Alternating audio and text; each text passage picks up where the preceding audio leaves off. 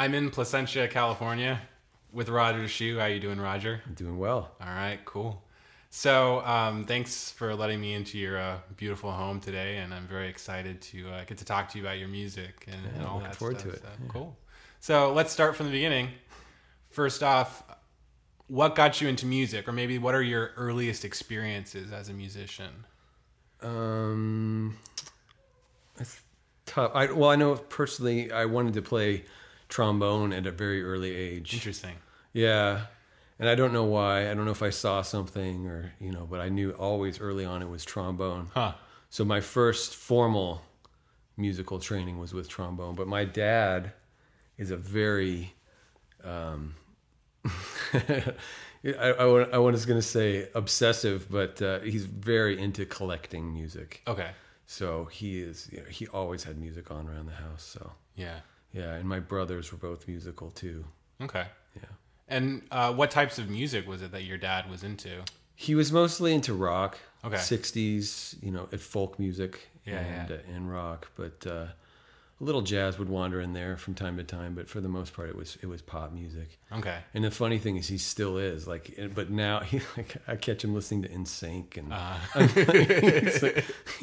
it's funny. So, but he loves it. He loves it. I mean, does he have a pretty impressive library of all the stuff he's collected? Incredibly impressive. And the funny thing is that he's such a he drifts. He's wandered with the new medium as it changes. So he started out with LPs. Yeah. He went to 8-track. He was on cassette and CD, and now he's got terabyte hard drives all over the place. But yeah, he's always changed. I remember opening up doors in our house, and it'd be lined with those old cassette carriers that he would put a rubber band over them so they wouldn't fall out when you'd open them up. But yeah, he's very obsessive. I hope he doesn't get mad. He won't hear this. But he also does this really funny thing, and he'll have a CD or a cassette or whatever you'll find, and you'll see these little pieces of stickers and little handwritings with numbers and stuff, and he has this whole coded system. Yeah. As far as he listens to it he has to listen to it with headphones. That's one way. He has to listen to it like on the weekend. Okay. He has to listen to it in the morning, and he has all this stuff cataloged. It's a little creepy. That's pretty intense. It is, and I mean, when he was listening to music, it was just like that was his thing. So. Okay. And what did he do for a living? He was a teacher at Washington State University. Okay. Not in music. He was in wildland recreation. So he was into backpacking and trail management and that type, natural resources, that type of stuff. So, okay. Yeah. And does he still have all the different ways to play these different mediums? Because I mean, I think that would be a hard thing. If you've got a ton of 8-tracks and then nothing to play it on. Yeah, 8-track was, I think, that was probably the shortest lived of all of them. He always had a record player, and then CDs and cassettes. So yeah, I don't remember him with a Walkman. I think I still have mine at my parents' place. You have a Walkman? Yeah. I'm trying to remember if we had those. Remember the yellow? They were like the yellow headphones. Yeah. But I don't. Yeah, it was mostly LPs and then cassettes, and cassettes were all over. Yeah, we had cassette players in all our cars and stuff. So. Oh, okay. Yeah. Cool. So you had mentioned that you and your brothers were musical, and so I mean, what was the manifestation of that? I mean, like, were you guys all musicians at some point, or were you just music fans, or I mean, what was that involvement like? I have two older brothers. My oldest brother Eric is a very different person, and he was really into like the recorder. Okay. In high school, which you can probably see would lead to an interesting social life. Yeah. And so anyway, so he played he had like a recorder crew, and they would make like quartets and stuff. So and then he also played a little cello. But from as a sibling, we didn't really. He was a lot older than me, and that wasn't necessarily pushing me into the area of recorders. But my middle brother Keith was a drummer, and he was really into heavy metal and like Scorpions, and I mean, he just totally loved all those 80s bands. So he used to have rehearsals all the time, and I would go just sit and watch. Yeah. And I thought they all had long hair and, you know, pierced ears, and they were the coolest thing on the planet. And I remember I was playing trombone at the time, and then that's when I started to get the idea. I was like, maybe there's other instruments out there that might be interesting. And that's when the bass kind of kicked in. So. Okay. And before the bass, though, I mean, what was it that made you want to try trombone? Boy, I have no idea. I'm trying to think why I like the trombone, other than I must have seen it somewhere, or I was just... But yeah, there was no specific aha moment to guide me towards the trombone. Yeah. So okay. And then, so when was that switch that you made from trombone to bass? Well, I played trombone through my sophomore year of high school, but I picked up bass in 8th grade, electric bass. So I was doing both for a while. Yeah. Yeah. Okay. And then, I mean, when you dropped out of playing trombone, I mean, was that kind of your end of doing music in high school, or did you pick up, you know, string bass and play in the orchestra or do other things with it? I played trombone. I played trombone in middle school and all through middle school. And then in high school, I played trombone in the concert band and in the jazz band. In the jazz, if I remember right, the bass player was leaving. Oh, okay. And it became one of those, they knew I played bass. The director knew I played bass outside of the band room, you know? And so it became, hey, you want to try it? And there was also a transition of band directors, which was huge because, and I'm still, the guy that I give credit for even getting me into jazz is my band director from high school. His name is Brent Jensen. And he's, you know, he was at that point a fantastic saxophone player and still is. I mean, he's just an amazing influence on me, and I still am in touch with him and played with him last summer. He likes to go to Disneyland still. So he comes down to Disneyland, and we always try to play music. But yeah, he was the guy that kind of started feeding me other things beyond scorpions and Iron Maiden. So, yeah. Cool. I mean, when you were getting introduced to this music, was it something that immediately resonated with you? It really was. I just remember even at that age, I was playing, so I switched to bass, and I was I would play with my brother, and he was really, at that point too, time had moved forward. So he was less into the hair bands, and he was more now into Rush. Okay. And I remember Rush was like a pivotal moment because all of a sudden the bass going from da da da da da to, like, you know, playing like Geddy Lee and playing the melodies and some stuff that was moving around. And it was hard.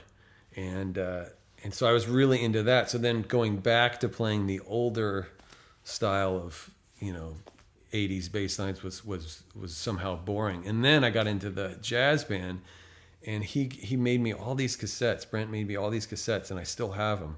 They're called Assorted Bassists, Assorted Jazz, Assorted, you know, like all of them were assorted, and it was just basically the stuff that he loved. Yeah. And right away I remember on the very first cassette was an Ornette Coleman track, and it was just like, it kind of, I mean, I don't know what it is about it, but it was, you know, it kind of had that kind of that sense of urgency, or, you know what I mean? It still had that kind of edge to it that some of the, you know. Yeah. Yeah, it was, I remember really digging it a lot and listening to it a lot. Yeah. I think there is an interesting kind of like cross section between that of like the idea of like, you know, punk and certain kind of more aggressive forms of rock and like Ornette and some of the like free jazz stuff. Sure. There's kind of that like that cross current of just wanting to, you know, overthrow tradition and, you know, assert something that's a little bit different than, you know, the stuff that comes before it. Yeah. Because I think I have heard like a lot of musicians kind of talk about that, especially guys in the free scene, about the, you know, kind of going back and forth between those musics rather freely. Mm-hmm. I see it a lot when I'm teaching jazz history. You know, you get through all this, you know, beautiful music, and not that that's not beautiful, but you know what I mean? Like all of a sudden you play like a Mingus track and everyone's like, yes, I love that. That was so cool. So then you start picking apart, well, what made him like that? And it's got that little edge to it. You know, he's screaming a lot of times in the background. And like the subject matter is much more aggressive, and, you know. Yeah, definitely. So, yeah, it's cool. Yeah, yeah. And so now your involvement in the band, all of this stuff, I mean, was there ever a time in high school where you felt like music was going to be something that you did for a living? Yeah, it would say my senior year. I mean, it was at that point I knew I didn't want to. I couldn't see myself doing anything else. I remember, and my band director too. I just remember looking at his life and thinking that he had a great gig. You know what I mean? Because he had a daughter and has a daughter, and he would spend a lot of time with her in the afternoons when school was out. And then, he gigged on the weekends all the time. And then at that point, I looked at his gigs like, yeah, and he gets to hang out with us. Like we're all really into music, and he gets to, and now I look at it from the teachers. I was like, yeah, it probably wasn't that cool. But at the time, I mean, we loved him, and we loved there was a small core of us at least that were really into what he was given to us. And at one point, we were able to convince our principal to give us a period. We called it combo or something like that. But there were basically four of us that got a period to just go down and jam with him. And so he would bring in, tunes and real book stuff, but then original stuff, and we would just play for a period. And at that point, that's when I realized that it was like, I didn't want to leave that behind ever. Yeah. So. And where was this? What high school did you go to? This is Pullman High School in lovely Pullman, Washington. Oh, okay. Yeah, it is lovely. It's eastern Washington. It's about 6 miles from the Idaho border. Okay. Yeah. So. Okay, and I mean, like, what's the closest major city to Pullman? Spokane. Okay. Spokane, which would have been, I think, about 90 miles, probably a little under 90 miles north. Yeah, yeah. So it's pretty out there. It's the lentil capital of the world. Oh, nice. In case anybody. Is that where I can take my lentil supply? If you need lentils, okay, that's where you go. Nice. They have a lentil festival. It's wonderful. So I'm guessing living in the lentil capital didn't lend itself to being exposed to a lot of live music, though, I would imagine.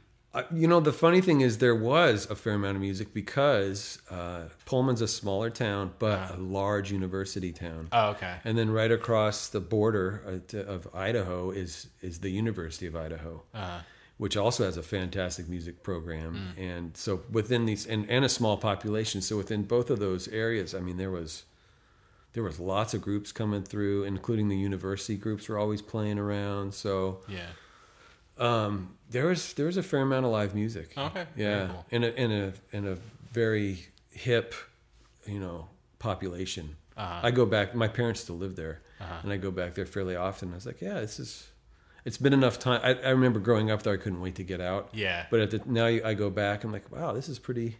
It's pretty nice, So. And so, I mean, did you get to see different performances? I mean, was it mostly like faculty or student performances, or did people come in from out of town to do stuff? It was mostly faculty and student. That's what I remember. Okay. There's a club downtown Pullman called Rico's, which had jazz. I want to say if it was 4 or 5 nights a week, it was a lot.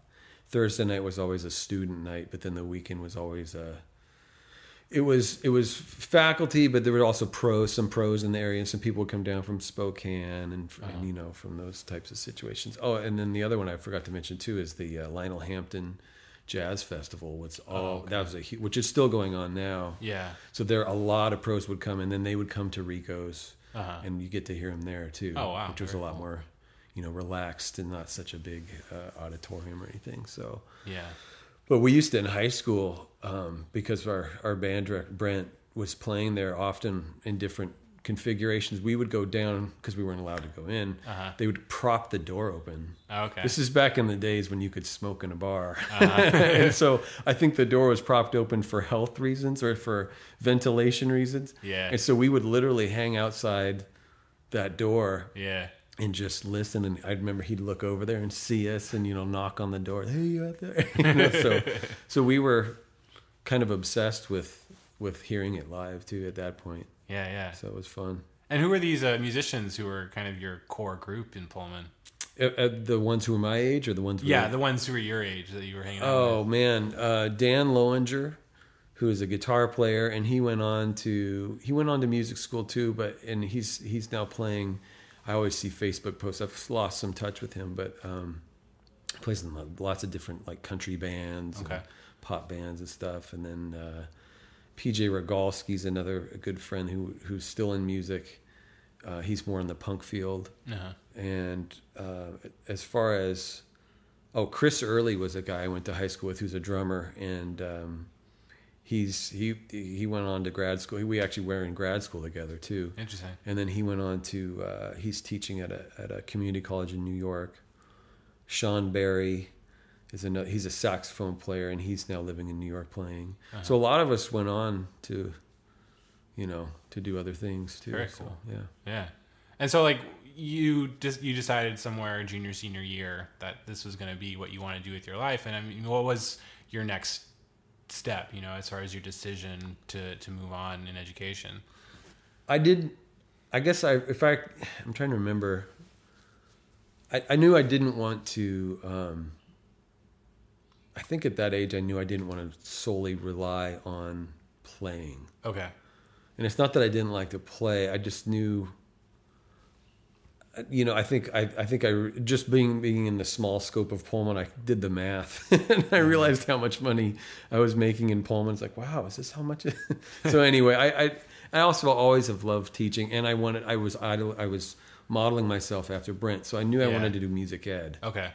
From a pretty early state. Yeah. And then the other thing is too, I got fairly sick in high school, and I didn't want to leave my home base too far. So I had to, it just made sense for me to look at WSU, which was, literally up the street from where my family is. I did audition some other places, and it ended up being that WSU financially was the best decision. And, it was a good school too. One of my, Brent went there, my teacher, and one of my bass teachers early on, Zach Matthews, who actually lives in LA, and who went to grad school at USC. And oops, my phone's buzzing. No worries. He went to school there. I just saw it as a very viable place to go. Yeah. So okay. yeah. And so were you able to go right after high school? Mm-hmm. Oh, okay. Yeah. Cool. And so what was the experience like once you got there? It was great. Well, I should say I was in high school. I started playing upright bass, I think my junior year, and I had a couple lessons, but nothing really thorough or formal. Yeah. And then when I got to the university, I immediately was thrown under the tutelage of Christopher von Baer, who's a world-renowned cellist who also taught bass, and it's 100% classical background. So I immediately, I remember working on holding the bow, like just holding the thing for 2 months. Yeah. It's like, and I'd come in like, no, you're still mad. It was such a different, and I had a real hard time with it at first. Like I was ready to walk. Yeah. Funny story. I remember I just hated playing with the bow. It was screechy, and I couldn't get it to sound the way I liked. And my mom bought me a timer. She bought me a little egg timer. Yeah. She says, you just got to keep going, right? So here's a half hour. You do a half an hour. I'm like, here I'm in college, and my mom's like giving me musical advice. And you know what? It totally worked. Nice. It totally worked, because I just I was being a little brat, and I didn't want to do the time. And then after that, once you get through that first phase of where it's, string instruments can be pretty brutal. Yeah. The intonation and the screechy sound, and once you figured that out, it was fine. But yeah, it took me a good semester. Yeah. And what is it that your mom does? Well, my mom was a stay-at-home mom, but prior to that, she's one of the last people to have her master's degree in home economics. Interesting. So she taught home economics at I think it was middle school or high school level for a few years, and then once kids started coming, then she was stay-at-home mom. Okay, cool. So yeah. And you talked about with this idea of having to study the classical side of things, that it became, because I think I've felt that way about certain aspects of music education, in the sense that it's very hard to get into a program where like all you're going to do is just the stuff that you want to do, and you run up against all these things that some where I feel like almost kind of legitimately take away the enjoyment factor of music, and then some that you understand why you're doing them even if you don't particularly want to be doing them to a certain extent. I'm wondering, like, how did you reconcile yourself of this stuff and still kind of be passionate about what it is that brought you into music in the first place? Well, I think for me, I mean, the thing I didn't like about it was playing with a bow, and I once I passed through that, I think I was much better off, and I started to really enjoy it, and I still do. But part of that too was I almost had two at that point. I viewed them as two separate pathways. Yeah. Like I had my lessons that I had to play classical music and I had to play in the orchestra and all that stuff. And I'm even using the term now. I had to. Yeah. I was on scholarship, so I had to do those things. And I remember. Anyway. So then on the other time I was jamming with my friends, and we had a regular Thursday night at that Rico's place. So I had that for I was an undergrad for 5 years, so I was there for every Thursday night for 5 years. Wow. So that was really a wonderful learning, ground too. But eventually I think I wised up and saw that what was happening with my technique because of the bow was astronomically impacting my jazz playing, and I don't think it took me all that long to figure that out, but it was, and I still do it today. I mean, when I teach at the college, and I'm pounding the tables to use the bow because it just helps your intonation on the bass, especially. It just helps your intonation and your technique so much. I call it the truth stick. That's a good way of putting it. And what was the jazz program like at WSU? It was good. It was small, but there were two big bands, and then a fair amount of combos. It was run at that point by the saxophone player named Greg Yazininski. Okay, yeah. He's still involved in the program, but I think he's the department chair. But there was a strong faculty there, and they played a lot. They played a lot together, and we got to hear them in many different configurations, And they did bring in guests, and they would put on concerts at night and, stuff like that. But, one of the things I look back to as I'm thinking about it, one of the things that was really great was that this sounds weird, but there weren't many bass players. There was, at one point, I think there were two.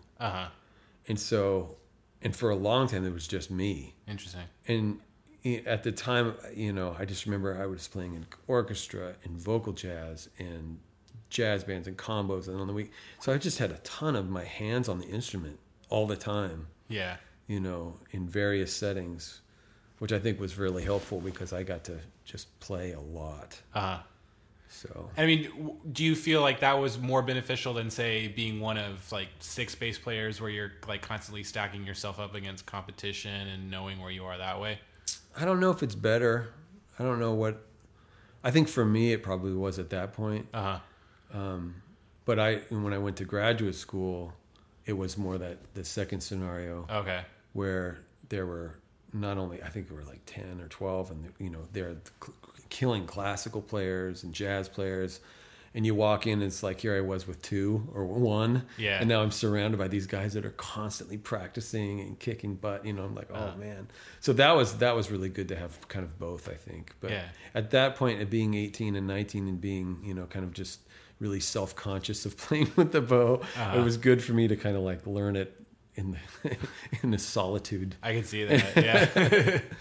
I mean, I think that's like, I kind of unofficially took a year off between high school and college. Like I had enrolled at UCI, but like I didn't really want to go there, and I was not a music major at the time, and I think that gave me a year to kind of get my chops in order for college, because I think like it's kind of, I mean, I don't think it's the same situation, but it's kind of similar. Like I feel like if I had started music school right out of high school, like I don't know if that might have been the best thing after all, because it was like when I finally got there, I felt like I had put a lot of work into some of the deficiencies in my technique, so that I at least felt like a little more confident in what I was doing. I think I don't think I even pieced it together that I just thought it was going to be an extension of what I was getting in high school. You know what I mean? Yeah. So then I got to college, and all of a sudden, all these, like music history and stuff. Like, oh, really? We have to take that? Yeah. And that was a kind of a awakening there. Yeah. But yeah. Yeah. And so you mentioned you went to get your master's degree. Mm-hmm. And I mean, so what made you decide that was something that you needed to do? I mean, was this kind of an idea of at this point, were you still really focused on being an educator? I went at WSU. I went back and forth. At one point, I had switched out of music ed. Okay.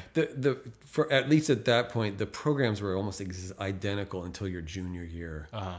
And so, I was in, basically you're just a music major. And then once you get to that point, you have to decide, are you going to start taking ed classes or not? I mean, because there was a lot more classes to take for the ed. So I remember going back and forth, and so anyway, I'm drifting here. I had a friend that went on, who was a great saxophone player named Mark Fields, and he went on to be a music educator. And he was a roommate of mine for a while. And he came back to school, and he was just like, he had so much money. I remember he had so much money. And at the time, I was just getting into Mingus. And we went to a record store, and he bought me like 10 Mingus CDs. Yeah. And he was just like kind of throwing around money. I was like, man, being a teacher is awesome. Shh. Don't tell anybody. Yeah. No, it was really funny, at the time that I thought it was. And so that pushed me even more into the music ed field. Mm-hmm. And then out of for student teaching in Washington State, you had to do an entire semester where you would basically shadow somebody. Yeah. And I wanted to get out of Pullman. I wanted to get more into a city. Uh-huh. And at that point, they had the limitations as far as where you could go in Vancouver, Washington, which is literally across the river from Portland. Uh-huh. And I always loved Portland. And so that we chose, at that point, my wife and I, we weren't married yet, but we were engaged. Yeah. And so we both decided to live in sin and do our music. Actually, we got married that summer before, so it wasn't. Anyway, and so we did that. And the school, I remember the school I did my student teaching at was a really heavy marching band school, and I had never had any marching band experience, which was just solidified the fact that I didn't want to do music ed. Uh-huh. You know what I mean? Yeah, so here I am done with my music ed degree, realizing that I don't want to do music ed. Uh-huh. And it was just happenstance that right as we were done, there was this flyer or some sort of posting that Greg Yazinski sent to Jamie and myself that said basically they're looking for 2 graduate assistants, one for jazz bass and one for jazz voice. And it was just like, whoa, way too perfect. Uh-huh. So we sent in our tapes and all our applications, and if anything, it was to postpone the fact that we had made this decision that we weren't totally happy with music ed, Yeah. And ultimately, I mean, I look back and I just had kind of a rough student teaching experience. It wasn't that I didn't want to be a music teacher at that point. I just didn't want that specific gig. Yeah. Which was heavy marching band. Mm-hmm. And I mean, rightly so. I mean, I had never had any experience with it, and I was completely overwhelmed with, how to write. I didn't know how to write a drill or anything, or how to roll step, and I was just like totally behind from that aspect of it. So so it just worked out that we got those TAs at Western Michigan, and so together we moved over there and started that leg of life. Yeah. And I mean, so I could obviously imagine like the opportunity was so great, and like especially almost kind of serendipitous in the way that like you were both able to like get that going. But I mean, was there a little bit of a lament? I know you had kind of just expressed that you had a want to be kind of in a major city, and probably going to Kalamazoo wasn't the step up you wanted next. Right. So I mean, was there ever like a dialogue about whether or not that was like the right step to be taking? Yes. I feel like throughout our lives, and luckily we've done it all married. So we go on these walks and we make lists and we decide which is best. And I was just starting to start playing in Portland. Yeah. Because, the student teaching was over and I was kind of coming out of that coma of being up at 5 a.m. every day. And so I was starting to like really, and we were going out to eat a lot in Portland and seeing music a lot. And we're like, man, Portland is great. And I still ultimately, I love Portland. Yeah. But yes, that was a hard decision. And my wife, for the record, still says that I pushed her. Really? Yeah, she didn't want to go. She didn't want to go. And we know it's really cold there in Kalamazoo, and it is in Kalamazoo, which is another small town. And, Portland is cold, but it doesn't have snow. And we grew up with snow, so it was like nice to have a few winters without snow and give us the taste of that. And, so, yeah. But we did it. I mean, what was that experience like at Western Michigan? Oh, it was great. The music program there is strong. It was especially the jazz side was really good. Vocal jazz there at that point.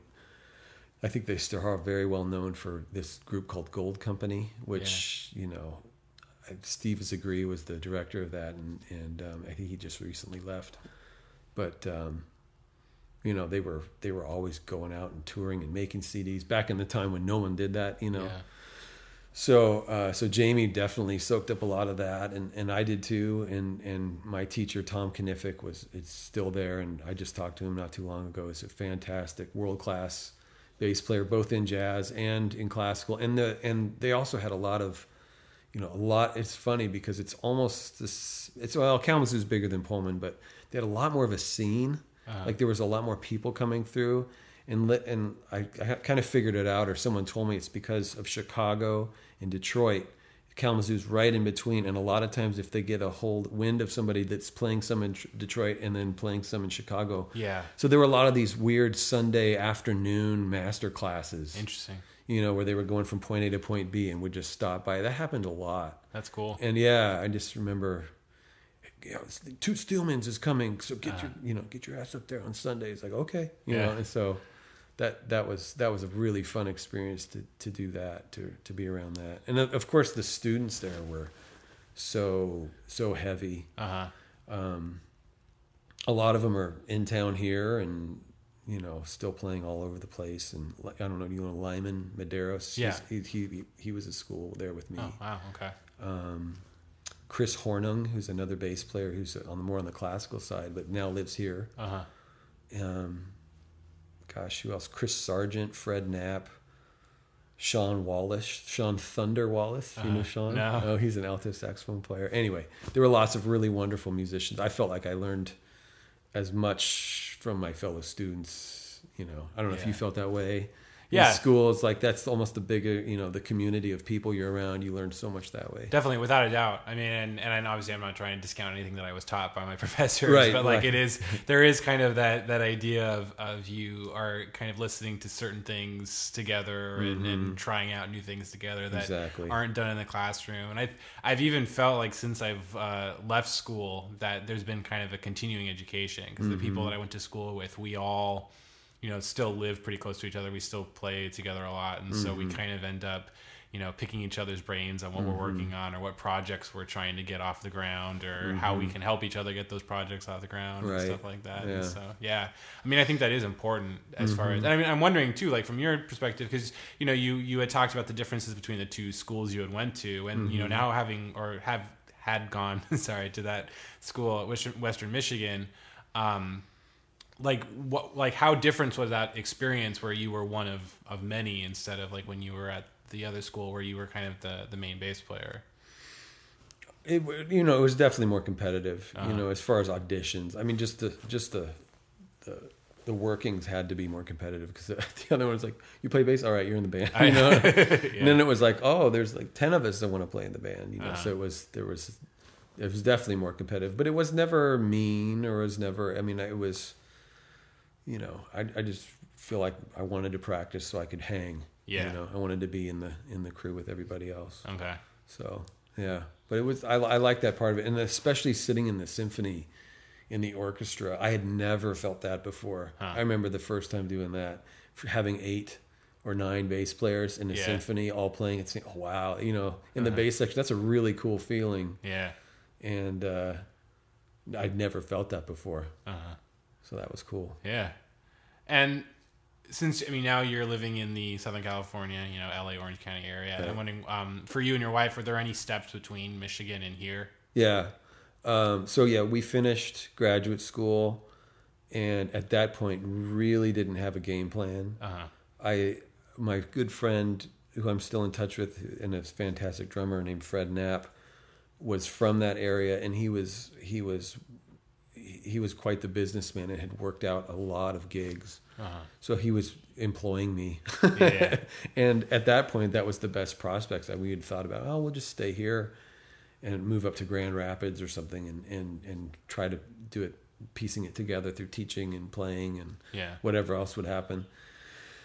But then there was a year-long position at Virginia Tech for Jamie. It was a vocal jazz position that one of the professors at Western had pointed her in the direction. And so she applied for it and got it. And then all of a sudden it was like, okay, here we go. We're moving to Blacksburg, Virginia, which is yet another small town that's focused on a university. Wow. Wait, this is, what's going on? I actually just put that together for the first time. That's crazy. Okay. I had a tour of small towns. Yeah. But so we decided to go there. And at that point, she had, somewhere in the process, you know, early on, it said, my husband is also coming with me. Thank goodness. And, you know, can he like sweep the floors or something, you know, to make some money? And they said, oh, by all means, we don't have a bass teacher, so he can teach the bass. And then they gave me the second band. Okay. And that's also where, okay, so there was a married couple that had taken a year-long leave of absence. And so they hired Jamie, my wife, to do the vocal jazz, and they hired James Miley, who's a good friend, to do the instrumental side. So we moved there at the same time that the Mileys moved there. And so James was he was like the head of the jazz department, but he immediately, once we got to know each other, threw me a whole bunch of stuff too. Great. So that's where we were. And then after that year, he left. James Smiley left to go to another gig, and we stuck around. And then I basically took over where he left off. So I ran the top band and did the improv classes and all that stuff. Yeah.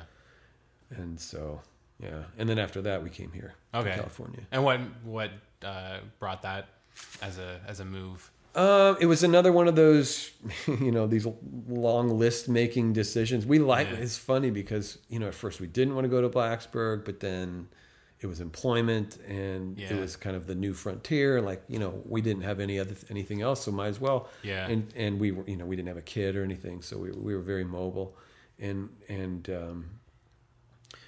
So it was the same thing as far as going. We were talking about going to California, right? Yeah. Well, they were going at Virginia Tech. They were, for some reason, they weren't unable to make it a tenure track position, so it was year to year. Oh, okay. Which is hard if you're just, you know, if you want to buy a house or if you want to, like, you know, not, you know, move past that stage of life. You want to settle down a little bit.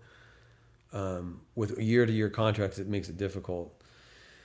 Plus, I mean, I think ultimately, I wasn't happy playing.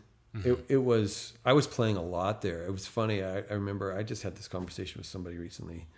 I feel like I was playing more there, at least at the beginning. I mean, I went right into playing, I want to say 4 or 5 nights a week in Virginia, but it was really strange because they have a lot of gigs where you just wear a tuxedo and play really quietly. Background music at a very high-end restaurant or a hotel. Yeah. Like, you know, those were very common there. And they paid well, and like you can make a living doing that. But I wasn't super happy with that. Yeah. And so we were always, both of us were looking for positions. And so she got this Fullerton College, she applied and she got it. And so we immediately went to the director there and said, we're thinking about moving to California. So he went up to the dean and said, well, we want you guys to stay here. So I think they gave us a 3-year contract. They still couldn't do a tenure. I don't know why.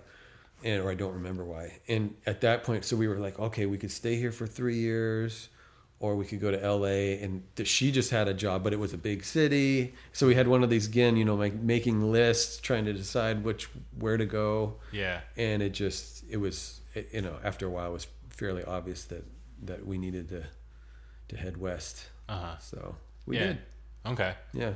And, you know, I'm actually glad you touched upon this idea of longevity, because I think this is something I've been thinking about a little bit. And, you know, I think that it's something that's, you know, very central to us as our existence as jazz musicians, or I mean, really kind of any musician at all. But it's like the idea of, you know, what are you going to do when you're this age? What are you going to do when you're this age? You know, what are you going to do for retirement, you know, and all that stuff. And so, I mean, like moving here, like, did you feel like this was a place where you could establish that longevity? No. Really? When I first moved here, I hated it here. Interesting. I literally, if my wife was here, she'd be, yes, he hated it. I mean, I had weekends where I literally got in the car and just drove to get away from people. Interesting. Yeah.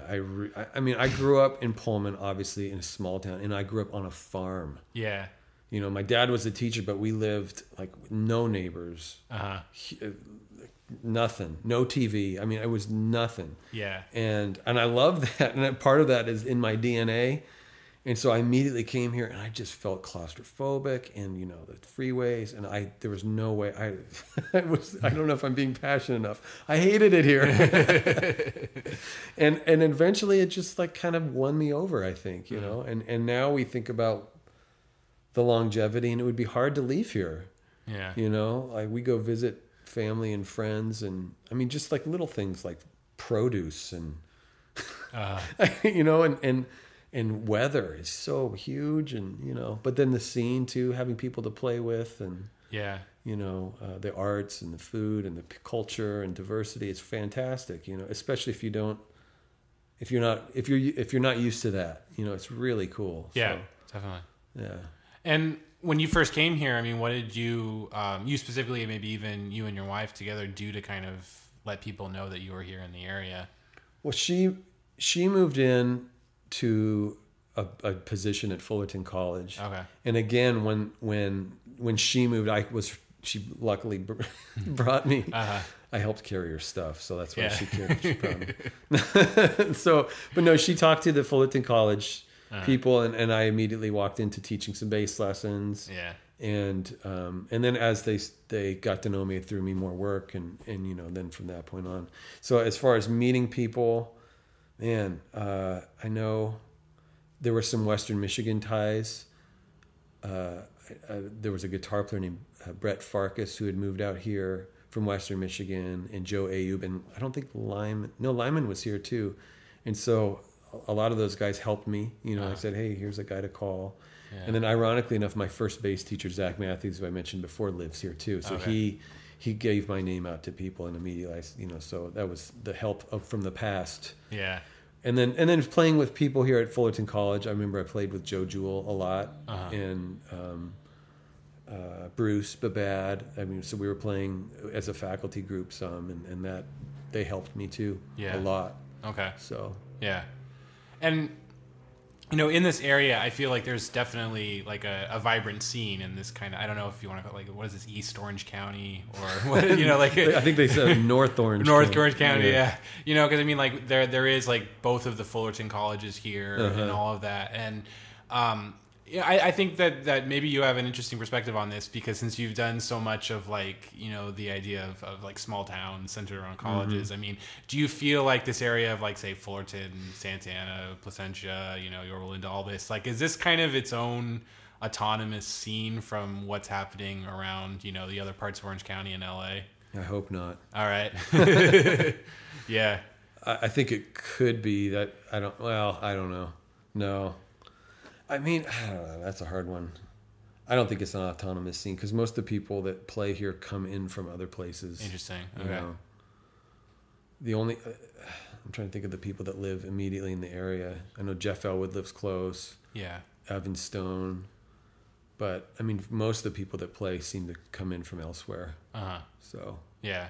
I mean, have you been able to branch out more as far as like being able to play in other places other than here? I'd say I don't play here very much. Oh, okay. Yeah, a majority of where I'm playing is,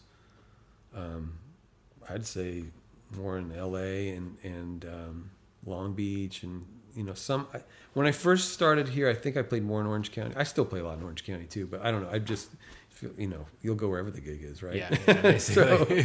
So yeah, I play everywhere. Yeah. I try to. I mean, I think that's it's just a funny thing about this, because like I grew up in Orange County, and I mean I've lived here and then in Long Beach, and I'm coming back here soon, as far as coming back to Orange County, and it's like it's for me such an odd thing, because there's so many musicians who live in this area who like play the LA scene, but like there just doesn't seem to be much.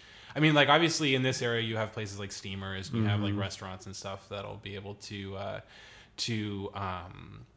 support a jazz night, or maybe like a couple things a year or something, but it's like it just doesn't seem to me like you can build the same thing that's like happening in LA that happens here. And I mean, it's not to say that like LA itself is some place where there's 50 clubs where musicians are getting employed every night, but at the same time, I think that like this is kind of considered more of like the sleepy town, and like LA is where things happen. No, I agree wholeheartedly. But I guess if it's my background, I like the sleepy town. Yeah. I need quiet. At least at this point in my life. Yeah. I think that ship has sailed of living in a very small 1-bedroom apartment especially since I have a family, it would be really hard. Yeah. But, I still look at, and again, maybe it's my small town eyes, but I look at like, man, driving to downtown LA isn't that big of a deal. It's like in traffic, without traffic, I should say, it's like I get to the Blue Whale in 25 minutes from here. Wow. Without traffic, but I look at that, it's like, that's not that bad. That's not that far. I mean, that's how long it took me to get home when I lived in Pullman. So like, cause car time isn't that big of an issue. I don't mind sacrificing that for having a yard, and, I love our neighborhood, and our community is really nice, and yeah. Okay. So yeah, I mean, and like I'm wondering too, like I don't mean to create some kind of division between things that are happening, but I think like I sometimes wonder too if there's like some kind of stigma between being an OC musician and being an LA musician, as far as like kind of the tiers of things that happen as well too. There possibly are. I don't know, maybe. Yeah. I know I've had this happen to me before, which I get mad at. It's they go, oh, we should do a gig. Oh, call Roger. Oh, he's in Orange County. Oh, he won't do it for $50. It's too far. Yeah.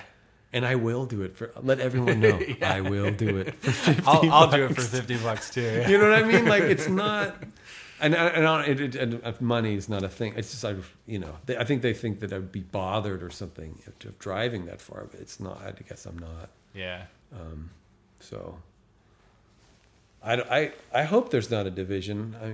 Yeah. It seems like the people, the more and more as I get older, maybe I guess the people I play with want to play with me, not necessarily any old bass player. Yeah. Or for whatever reason, and I like that. Yeah. I really like that.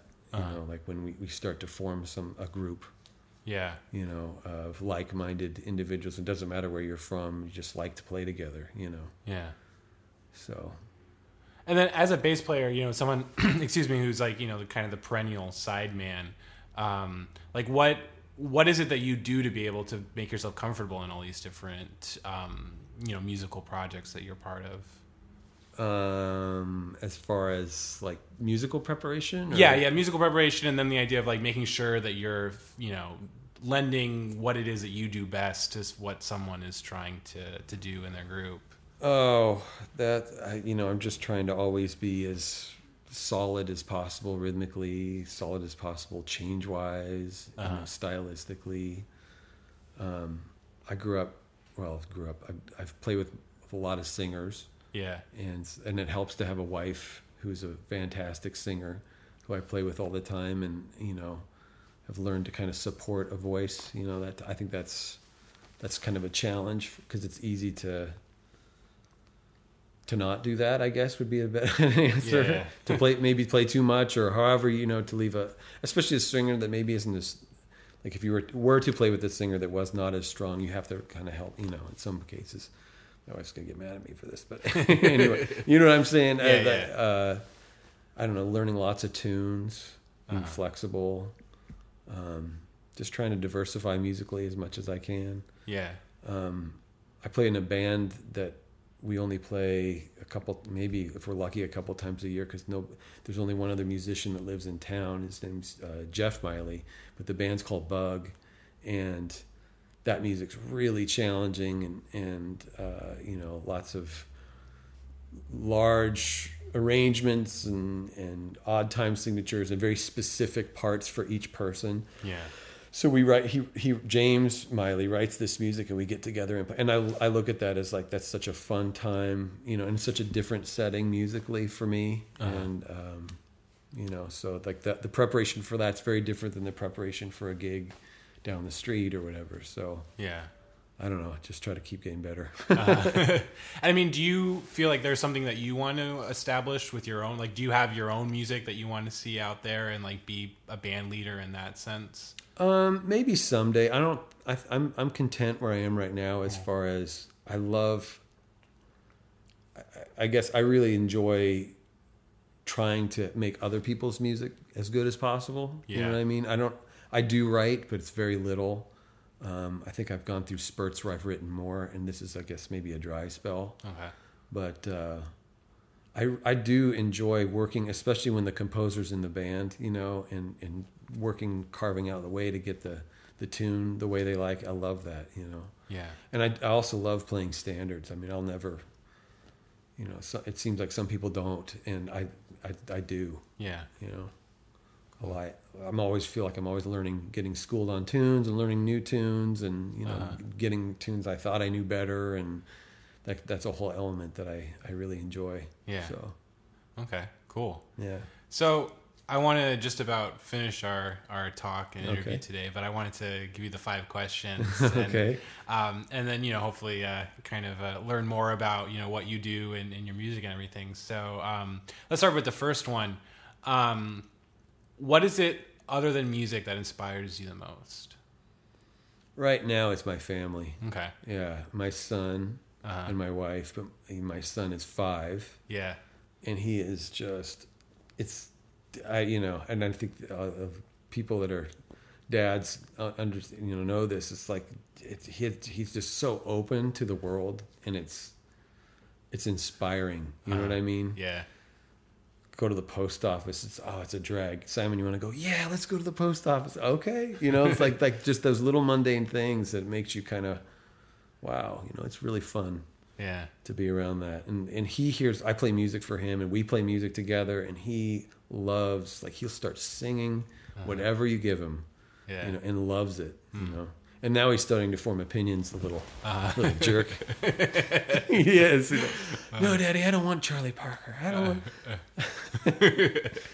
don't want jazz. I want something else. So anyway, no, he loves music. He's an open book. It's very inspiring. That's great. Yeah.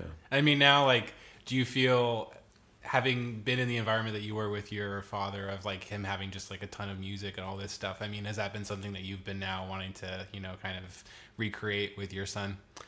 I don't think I think he's around music just because we're both constantly, my wife's always on the piano working stuff out, and I'm practicing and listening to music. So he's just kind of getting it through osmosis. Okay. I don't think it's anything we're really, I have to say, I'm thinking of it a lot of times the other way. Yeah. I'm like, oh no, he's only listening to jazz and classical music. We got to give him, so like we have a Michael Jackson, or not, I love Michael Jackson, but what I mean? Like we have other stuff going on. And those are a lot of times I'm conscious, like, oh, well, let's listen to Ray Charles, because he's never heard Ray Charles before. Yeah. So I'm trying that end of things. Okay. Cool. So, yeah. Great. So, and now kind of along the same lines of this, what was the most formative album for you? I know this because I've heard other people answer. And I even thought about this. I can't give you one. Can I give a couple? Yeah, go ahead. I gotta say that Shape of Jazz to Come Ornette was so big, and I still don't know why, and I still love that record, but I just love it. I just love it. It kind of comes alive whenever I hear it. Another one is a Keith Jarrett. I've always loved Keith Jarrett, but there's a trio live at Deerhead Inn, which is funny because it's the one without Jack DeJohnette. But that, for some reason, that like I can sing every solo on there and just over and over again. So those two, I remember loving those a lot. I don't know, everyone always says Kind of Blue, right? And I definitely remember loving Kind of Blue and still do. Yeah. But definitely that Ornette Coleman record for some reason just stands out in bright colors. Yeah, that's very cool. My third question now for you is, what is the weirdest gig you've ever played? I played at the International UFO Conference in Nez Perce, Idaho. Nice. Done. Next question. What type of band was this? This was, I guess, a jazz band. Okay. I don't know. I don't even remember what we played, but I do remember there was a table when you walked in with instruments, percussion instruments, and the crowd was encouraged to participate. With movement, and so here we are playing, and the whole crowd was shaking things and rattling things, and it was, and so the UFO convention was very educational for me. I mean, like I had no idea, and I can't pull any of the statistics up, but there was all these statistics about abductions and like where they occur, and they had maps up, and I mean it was. And I went out to my car, and so I remember this lady was spraying it with stuff. I'm like, "What are you doing in my car?" She's like, "Oh, I'm planning for you to see someone tonight." I'm like, whoa! So it was fun. And Nez Perce, Idaho, makes Pullman look like L.A. Really? Yeah, it's it's very small. But yeah, that was definitely high up on the weird scale. Okay. My fourth one now is, where do you see your music, or even with this, this idea of longevity that we were talking about, your career, let's say like 15 years from now? I would say more the same. I mean, I don't think I'm ever going to give up teaching. I love teaching. But the thing I love about teaching also is that it allows me to do a lot of playing. So as far as I don't think we'll be leaving LA. We love it here now. It's taken a while, but I love it now. And of the friends I've made, people like Jeff Elwood and Mike Scott, and so many musicians that I play with regularly, Gaia Shell. I mean, just people I just really enjoy playing with them. And those, we keep recording and keep working out stuff. So I probably in 15 years probably will be sitting right here in this corner of my couch with a 15-year-old or a 20-year-old son instead of a 5-year-old son. All right. No, but still working on music and recording more and all that type of stuff. Yeah. Okay, cool. And then finally, what advice would you give someone who's starting on a path similar to yours?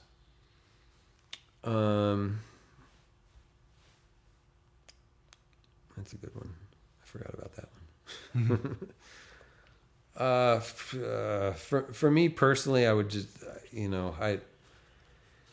hard work pays off. It's hard today. I know I teach a lot, and so I see a lot of the life of an 18-year-old today versus an 18-year-old when I was an 18-year-old, which wasn't that long ago. It's very different, and just finding the time. It's so hard with all the stuff that's constantly attacking us with our phones and our computer screens and life. And I see that in LA a lot too. It's like maybe that was a benefit of living in Pullman. There wasn't a lot to do. So what did you do? You practiced a lot, and here there's just like constantly stuff to do, which is fun. But, really, listening a lot, practicing a lot. I think that all that stuff is so much pays off in the long run. I guess that's the best advice I would have is work hard, listen hard, go to see as much live music as possible, because it's, that's another thing I didn't have at my fingertips. Like we started the the discussion with, but you know, now that you have it, that's so inspiring just to be able to go and see people play every night of the week here. Just world-class musicians. It's just that to be around that is amazing. Yeah. So be a sponge. Definitely. A hardworking sponge. Yeah. Great. Well, on that, Roger, thank you so much for your time today. I really enjoyed this. Me too, man. It's a lot of fun. Cool. Thanks. Yeah.